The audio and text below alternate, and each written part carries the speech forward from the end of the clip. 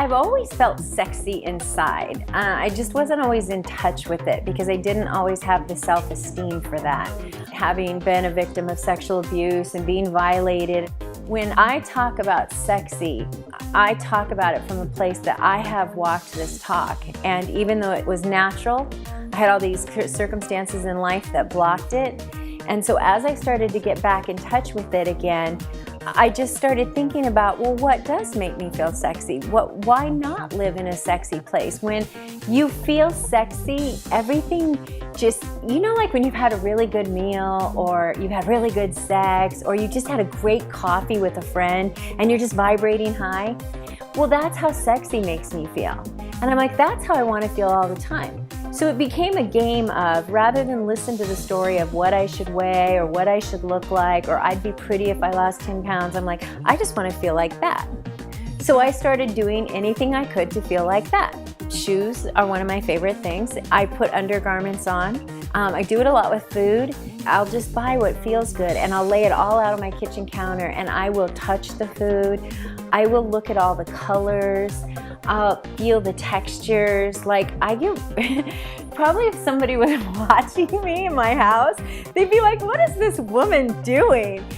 But it's mindfulness. It's being present where you're at. And I used to not be present with food because I would just eat it to stuff and then use the weight to protect. And so I look at that food and I think, wow, look at this color and how does this taste? If I can't do it by myself and really enjoy the pleasures of life, whether it's a mango or an avocado or a leopard red bra or a pair of shoes, then how can I enjoy the big things in life?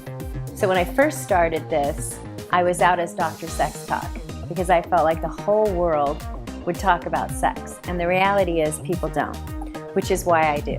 If I stepped into that space of sexy and being healthy and relationships, people became more open to talking about sexuality. So I made up the word sextacular.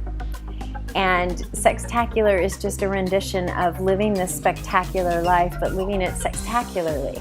It's been a created vision that the word sextacular and that the way of being sexy comes alive in the whole world. You have to feel good from the inside, and when you feel good from the inside, then it's easier to be sexy. I don't want you to wait to lose 30 pounds, or I don't want you to wait to have the perfect job. So it's being sexy, it's savoring the sensual part of your body, and it's being in your senses and being present. And then the ecstasy is really, how do you embody it? So it's the embodiment of erotic ecstasy and enjoying the pleasures of our body with a partner and making love to life.